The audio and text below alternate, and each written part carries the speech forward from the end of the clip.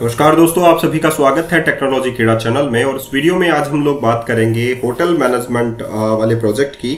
तो सबसे पहले हम लोग रूम्स का जो कंट्रोलर हम लोगों ने लास्ट वीडियो में बनाया था, उसमें हम लोग जो है एरिया ऐड कर लेते हैं एडमिन का, ताकि ये रेंडर हो जाए सही तरीके से। और लेआउट और CSS जो फाइल है उसमें रूम टाइप्स और रूम्स जो है हम लोग बाय डिफॉल्ट ऐड कर लेते हैं।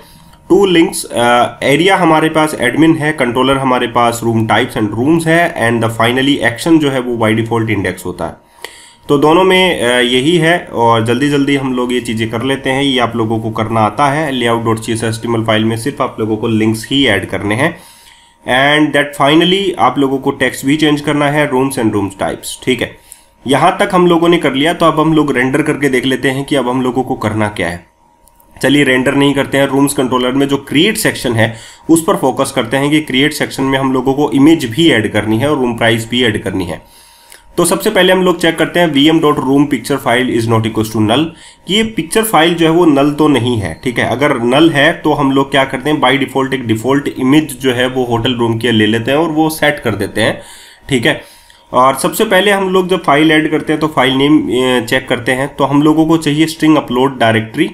ठीक है, upload directory path dot combine, और इसमें वेब रूट पाथ आप लोगों को चाहिए होता है। तो वेब रूट पाथ आप लोग यहाँ पर ऐड कर लीजिए I web host environment underscore web host environment, और इसको आप लोग कंस्ट्रक्टर में ऐड कर दीजिए। तो ऐड पैरामीटर टू कंस्ट्रक्टर। ठीक है, कर दिया। अब यहाँ पर पाथ डॉट कंबाइन में आप लोग लिखें underscore web host environment dot web root path, और यहाँ पर आप लोगों के पास इमेजेस नाम से फोल्डर होना चाहिए www रूट फोल्डर के अंदर। तो इतना आप लोग समझ चुके हैं। नेक्स्ट में आप लोगों के पास फाइल होनी चाहिए, यानी कि फाइल का नेम। तो GUID से हम लोग एक फाइल का नेम सेपरेट करते हैं। तो guid.new.guid.toString, और फाइनली हम लोग जो है जो फाइल नेम यूज़ करते हैं, अगर वो आप लोग यूज़ करना चाहते हैं तो कर सकते हैं, क्योंकि फाइल नेम के अंदर आप लोगों के पास एक्सटेंशन आ जाता है।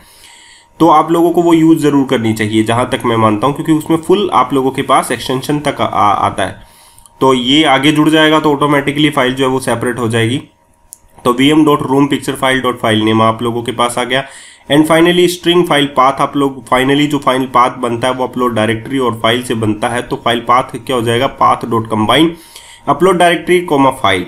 अब आप लोगों को एक मेमोरी स्ट्रीम बनानी पड़ेगी। तो यूजिंग करके आप लोग मेमोरी स्ट्रीम बना सकते हैं। मेमोरी स्ट्रीम का मतलब है फाइल स्ट्रीम से। फाइल स्ट्रीम जो है वो फाइल पाथ लेती है और आप लोगों के पास फाइल मोड भी बताती है कि आप लोगों को क्या करना है। तो फाइनली आप लोग ये चीज़ भी कर सकते हैं। तो यूजिंग करके रिसोर्सेस आप लोग ऐड कर सकते हैं। तो फाइल स्ट्रीम FS या MS आप लोग कर सकते हैं, क्योंकि ये मेमोरी स्ट्रीम की तरह ही काम करती है। सो फाइनली आप लोगों ने लिखा न्यू फाइल स्ट्रीम, एक ऑब्जेक्ट बनाया और उसमें कंस्ट्रक्टर में आप लोगों ने वैल्यू डाल दी फाइल पाथ, एंड फाइनली आप लोगों ने उसके साथ आप लोगों ने फाइल मोड भी डाल दिया, फाइल मोड डॉट क्रिएट। सो ये चीज़ें आप लोगों ने चेक कर ली है होटल मैनेजमेंट प्रोजेक्ट में, क्योंकि होटल में आप लोगों को रूम्स की जो पिक्चर्स हैं वो आप लोगों को ऐड करनी पड़ेंगी।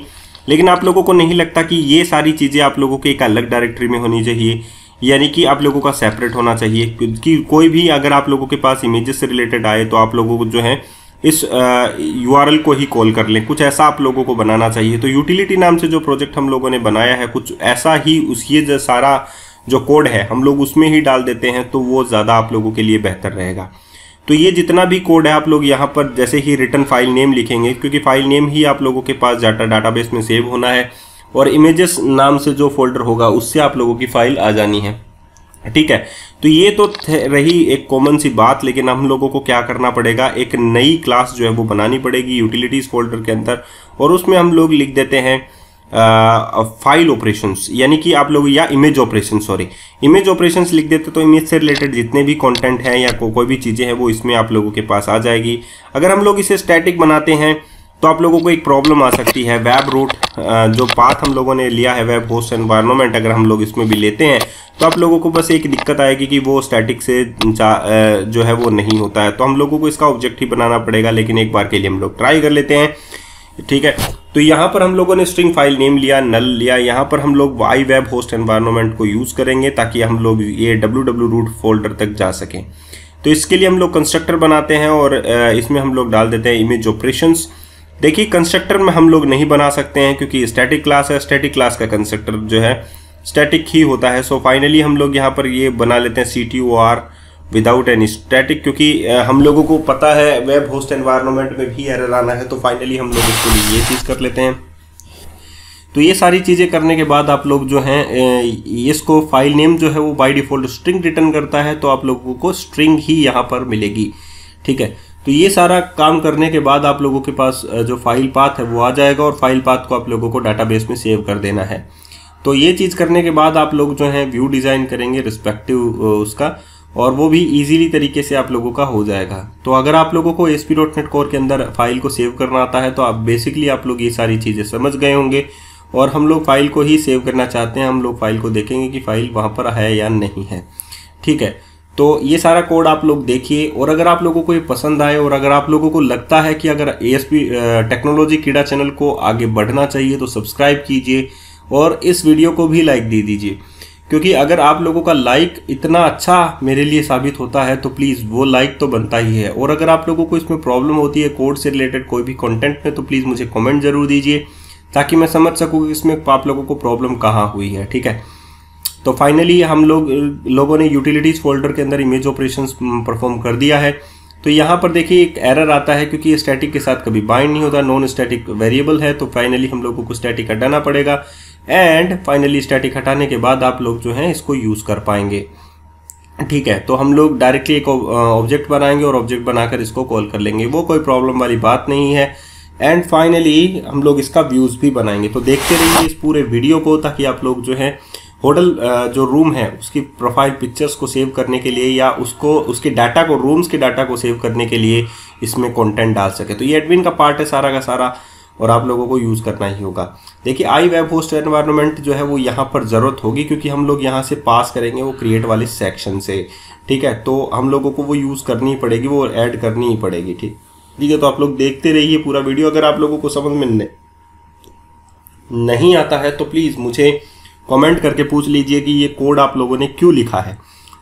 ठीक है, तो vm.profile image profile picture profile is not equals to null, so image operations image equals to new image operations। यहाँ पर आप लोगों को आई वेब होस्ट एनवायरनमेंट का रूट पाथ पास करना पड़ेगा, क्योंकि आप लोगों ने कंस्ट्रक्टर में वो यूज़ किया है। सो फाइनली आप लोग यहाँ पर दोबारा बनाएं और ऐड कर दीजिए। व्यूज़ में भी आप लोग जो है ऐसे ही ऐड कर दीजिए, और आप लोग यहाँ पर जो पोस्ट सेक्शन है वहाँ पर आप लोग ऐड कर लीजिए। तो देखते रहिए पूरा वीडियो।